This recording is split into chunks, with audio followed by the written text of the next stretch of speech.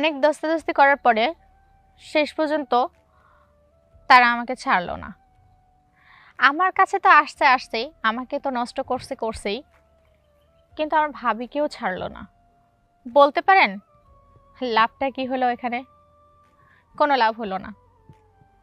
আমাদের দুই ননদ ভাবির সাথে সারা রাত তারা নির্যাতন করছে। তখন আমার ভাবি বলে সকালবেলা যে, বোন, যা হওয়ার তা তো হয়ে গেছে, এখন আমরা কি করব? তখন আমি বলি, ভাবি, যা হয়েছে সব তো আমার ভুলের কারণে হয়েছে, তাই তুমিও ভাইকে কিছু জানায়ও না, আর আমিও কিছু জানাবো না। আমরা এই বিষয়টা এখানেই ভুলে যাই। এটা তোমার জন্য ভালো, আমার জন্য ভালো। আর যদিও জানাও। আসসালামু আলাইকুম, আশা করি সবাই ভালো আছেন। আপনাদের দোয়ায় আমরাও ভালো আছি। আজকে একটা চরম বাস্তব ঘটনা আপনাদের মাঝে তুলব। আমার নাম আখি, আমার বাড়ি শেরপুর। আমি যেটা বলবো সেটা আমার ও আমার ভাবির সাথে বাস্তব ঘটনা ঘটছে। আমার ভাবি সবে আমাদের বাড়িতে আসছে। আমার ভাই নতুন বিয়ে করছে। তো আমার ভাই তো ব্যস্ত থাকে সব সময়, যার জন্য আমরা কখনো ভাইকে নিয়ে যাওয়ার কথা ভাবি না, ঘুরতে নিয়ে যায় না তাই বলি না, আর বাড়ি থেকে তো কেউ নিয়েই যায় না আমাদের। তো একদিন ভাবিকে বললাম, ভাবি, তোমার তো নতুন বিয়ে হয়েছে, এখন আমার মনে চাইতেছে যে ঘুরতে যাই, তে তুমি কি যাবা আমার সাথে? ভাবি বলতেছে, তোমার ভাইকে না বলে যাব? আমি বললাম, চলো না, ভাই জানবে না, ভাই আসার আগে আগে আমরা চলে আসব। বললো, ঠিক আছে চলো। কারণ ভাবিরও তো মনে চায়, সেও তো বাবার বাড়ি থেকে আসছে, তারও তো মনে চায় একটু ঘুরতে। কারণ একটা মেয়ে যখন বাবা মার বাড়ি থেকে শ্বশুর বাড়িতে আসে, তখন তার সঙ্গ দেওয়ার মতো কেউ থাকে না। তো এই হচ্ছে বিষয়। এখন আমরা মূল ঘটনায় যাব। আমি আর আমার ভাবি নৌকা ভবনে গেছিলাম। অনেকদিন পরে নৌকা ভবনে যায় আমাদের অনেক ভালো লাগছিল, পুরো মনটা আকাশের মতো লাগছিল। কিন্তু আমার ভাবিও অনেক খুশি ছিল। আর মানে এক কথা বলতে, দুই ননদ ভাবি মিলে বের হইছি, অনেক ভালো লাগছিল। আমরা অনেক খাওয়া দাওয়া করছি। তারপরে হচ্ছে নৌকা ভবনে যখন উঠছি, তখন আমাদের সাথে একটা চরম মাপের দুর্ঘটনা ঘটে। সেটা হতেছে, কিছু ফালতু পোলাপান ছিল যারা হচ্ছে মেয়েদেরকে বাজে কথা বলে, বাজে ইঙ্গিত দেয়, এরকম কিছু। আসলে সবাই তো ভালো হয় না।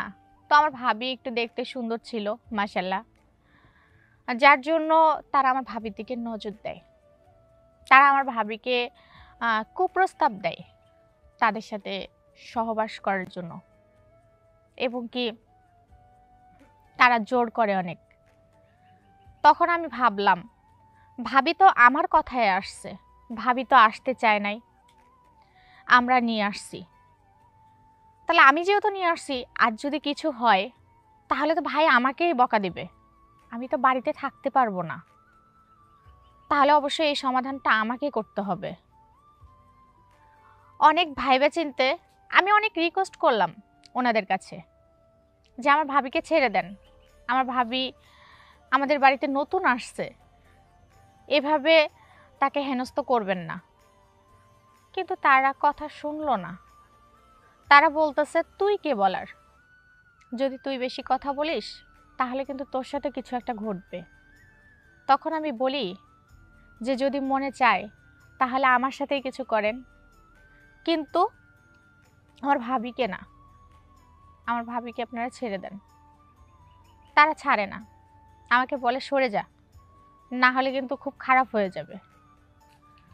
অনেকক্ষণ দস্তাদস্তি করার পরে তারা অনেক কিছু মানে হাতে পায়ে ধরার পরে তারা হচ্ছে আমার ভাবিকে ছেড়ে দেয়।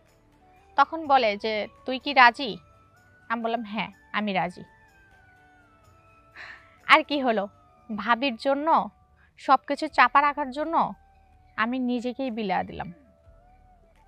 যখন আমি বিলিয়ে দিছি নিজেকে, তখন আমার ভাবি অনেক কান্না করছে। অনেক দস্তাদস্তি করার পরে শেষ পর্যন্ত তারা আমাকে ছাড়লো না। আমার কাছে তো আসতে আসতেই আমাকে তো নষ্ট করছেই, কিন্তু আমার ভাবিকেও ছাড়লো না। বলতে পারেন লাভটা কি হলো? এখানে কোনো লাভ হলো না। আমাদের দুই ননদ ভাবির সাথে সারা রাত তারা নির্যাতন করছে। তখন আমার ভাবি বলে সকালবেলা যে বোন, যা হওয়ার তা তো হয়ে গেছে, এখন আমরা কি করব? তখন আমি বলি ভাবি, যা হয়েছে সব তো আমার ভুলের কারণে হয়েছে, তাই তুমিও ভাইকে কিছু জানায়ও না আর আমিও কিছু জানাবো না। আমরা এই বিষয়টা এখানেই ভুলে যাই। এটা তোমার জন্য ভালো, আমার জন্যও ভালো।